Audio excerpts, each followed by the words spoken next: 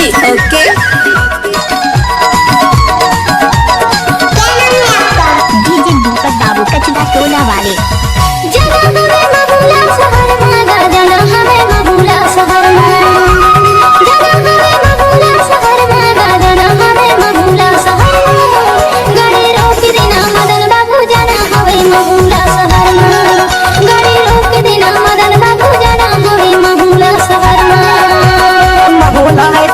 जरूरी वो मामूला है तोर ले जरूरी, मामूला है तोर ले जरूरी, वो मामूला है तोर ले जरूरी।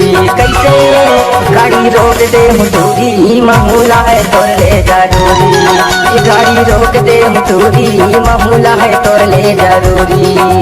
मिक्स बार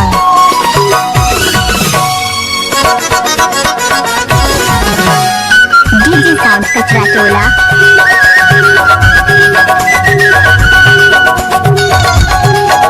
डीजे दीपक बाबू कचरा टोला वाले। चढ़ती जवानी मोर चलाती पढ़ाई,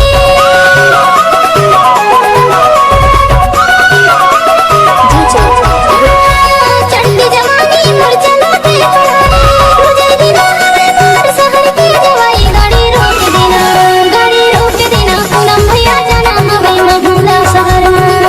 गाड़ी रोक दे मुटूरी, मामूला है तोर ले जरूरी। कोई भी गाना को बनाकर डालना तो दीपक बाबू का आदत है।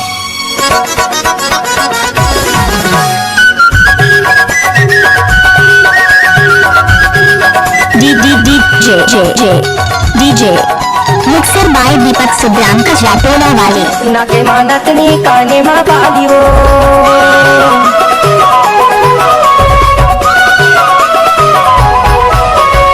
ना के मानत नी काने माँ बालियो, आखी माँ का जर बेनी माँ बोगे वो। गाड़ी रोक दे, गाड़ी रोक दे मुटूरी, मामूला है तोर ले जरूरी। गाड़ी रोक देना मदन बाबू जाना हमें महूला शहर में।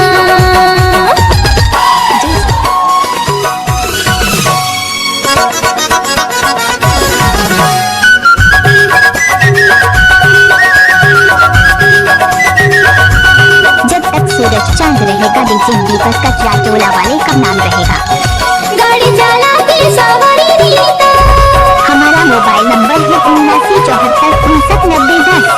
डीजे दीपक बाबू कचरा टोला वाले। गाड़ी चलाती सवारी नीता, बिना बुलाया ते तोरे जैसा रहता। गाड़ी रोक देना मदन बाबू जाना हमें महूला शहर में।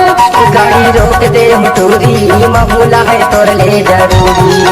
गाड़ी रोक देना पूनम भैया जाना हमें महूला शहर में। गाड़ी रोक दे मुटूरी, मामूला है तोर ले जरूरी।